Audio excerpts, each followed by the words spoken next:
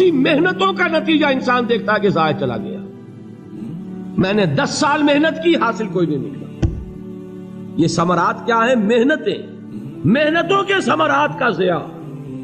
کوشش آپ نے کی، قسمت کی خوبی دیکھی ہے، ٹوٹی کہاں کمن، 2-4 ہاتھ جب کے لبے بام رہ گئے. Be prepared. ایک شاعر کے یہ اشعار ہیں، وہ کمیونسٹ تھا، میں نام بھی نہیں لیتا، لیکن یہ کہ یہ اسی انقلابی، چونکہ ان کا بھی ایک انقلابی نظریہ ہے، انقلابی عمل میں یہ سارے مراحل آتے ہیں. کوئی سیٹ بیک آیا فرض کیجئے، کوئی ناکامی ہو گئی، تو اپنے ساتھیوں کو دل بندھانے کے لیے یہ فصل امیدوں کی ہمدم اس بار بھی غارت جائے گی، سب محنت صبحوں شاموں کی اب کے بھی اکارت جائے گی. میرے نبی کے ثمرات کا جو لفظ یہاں آیا ہے، وَنَقْصٍ مِّنَ الْأَمْوَالِ وَالْأَنفُسِ وَالثَّمَرَاتِ، سب محنت صبحوں شاموں کی اب کے بھی اکارت جائے گی. دھرتی کے کونوں کھدروں میں پھر اپنے لہو کی کھاد بھرو، پھر مٹی سینچو اشکوں سے، پھر اگلی رت کی فکر کرو، پھر اگلی رت کی فکر کرو، جب پھر ایک بار اجڑنا ہے. ایک فصل پکی تو بھر پایا، تب تک تو یہی کچھ کرنا ہے. ایک مقصد ہے سامنے، انقلاب برپا کرنا ہے. ایک کوشش ناکام ہو جائے کوئی پرواہ نہیں، نیکسٹ. پھر تیار رہو ناکامی کے لیے. ایسا نہ ہو جو انگریزی میں کہتے ہیں hope for the best but be prepared for the worst.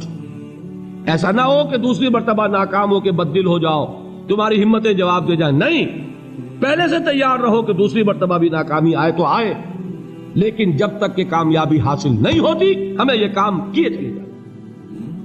دیکھیے سیرت میں آیا کہ نہیں یہ واقعہ.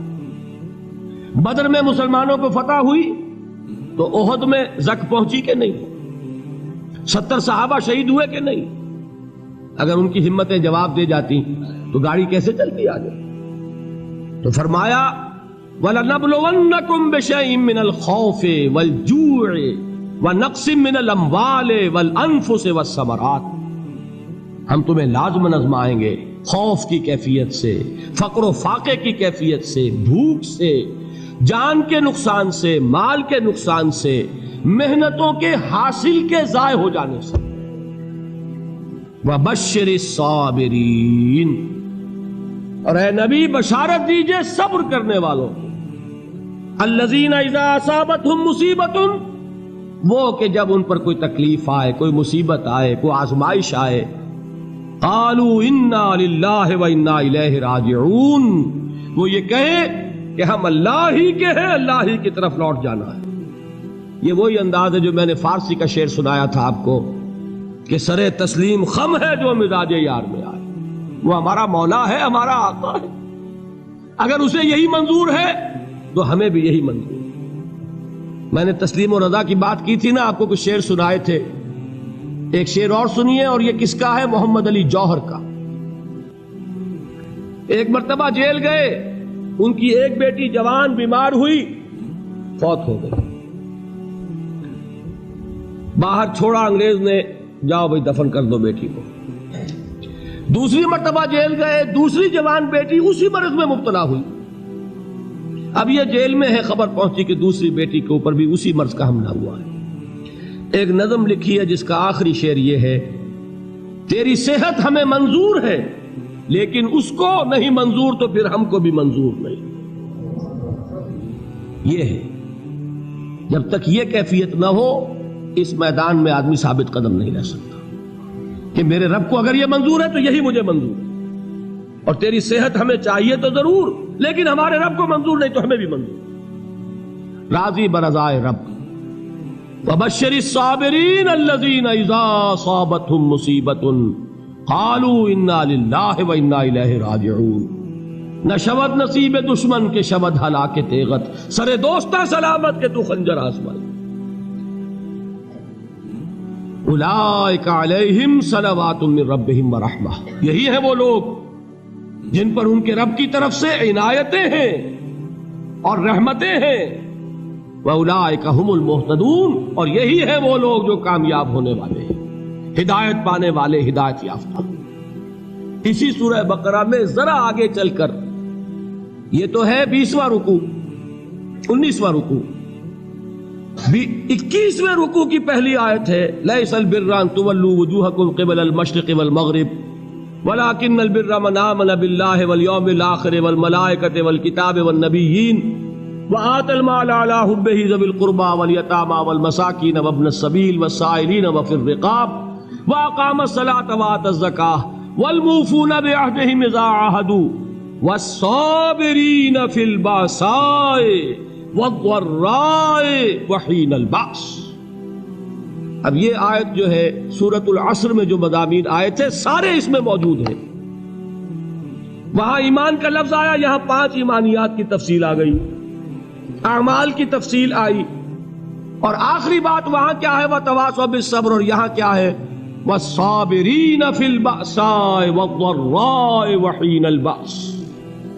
और सब्र करने वाले, असल नेकी उनकी है जो सब्र करें, किसमें, जंग के वक्त, जर्राए, बासाए, बासा कहते हैं फक्र और फाका, वाहिद आएगा बास तो उसके मानी जंग, और बासा जमा में आएगा तो फाका, फक्र, भूख, और जर्राए जिस्मानी तकलीफ, जरर, जिस्मानी तकलीफों में सब्र करने वाले, फक्र और फाके में सब्र करने वाले, और जंग के वक्त सब्र करने वाले, उलाइका अल्लज़ीना सदक़ू व उलाइका हुमुल मुत्तक़ून। ये है वो लोग जो सब्र करने वाले हैं, ये है जो सच्चे हैं, जो अपने दावे में नेकी के और ईमान के सादिक हैं, और यही वो लोग हैं जो मुत्तकी।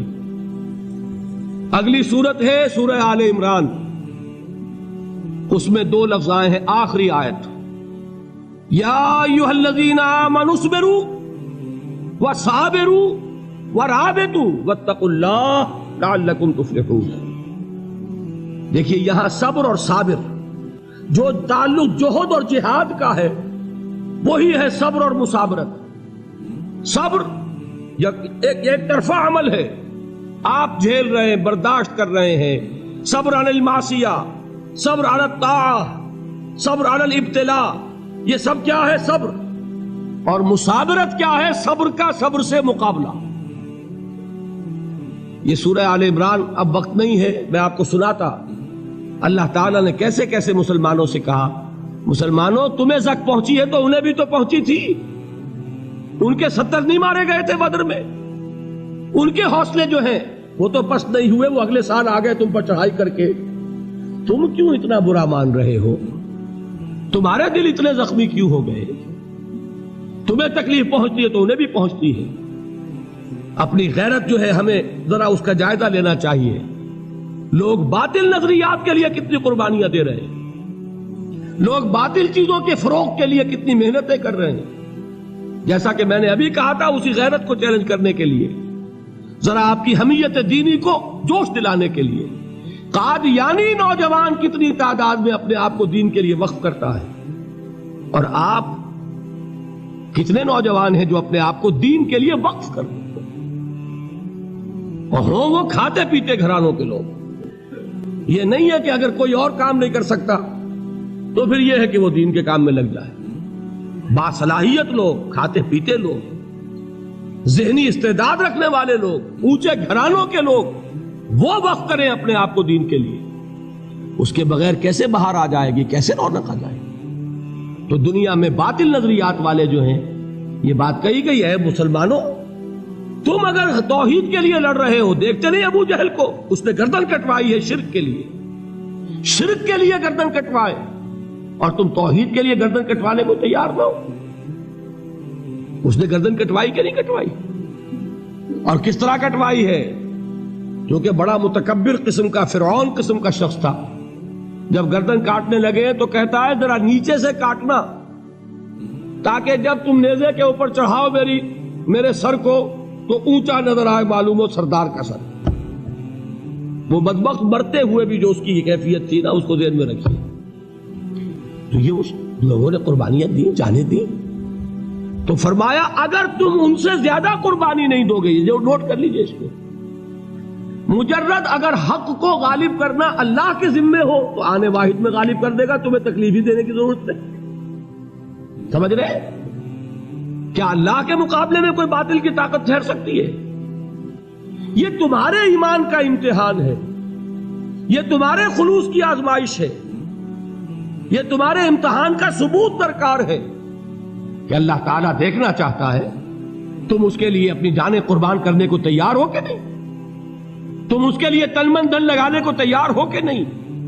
اور یہ جان لو کہ اگر کفار اور مشرکین اور ملحدین اور باطل نظریات والے وہ جو کچھ قربانیاں اپنے باطل نظریات کے لیے دے رہے ہیں ان سے زیادہ اگر تم نہیں دو گے تو حق غالب نہیں ہوگا۔ انہوں نے جو صبر کیا ہے اپنے باطل نظریات پر، اگر تم اس سے زیادہ صبر کا ثبوت نہیں دو گے اپنے اس حق پر تو حق غالب نہیں ہوگا۔ اس لیے فرمایا یا ایھا الذین آمنوا اصبروا وصابروا، نہ صرف یہ کہ صبر کرو بلکہ صبر میں اپنے دشمنوں سے آگے نکلو، ان کے صبر سے بڑھ کر صبر کرو۔ ورابطوا، مرابطہ کہتے ہیں چوکس رہنا، ہوشیار، پہرا دو، ایسا نہ ہو کہ دشمن جو ہے غفلت میں تمہارے اوپر کوئی حملہ جو ہے کر بیٹھے۔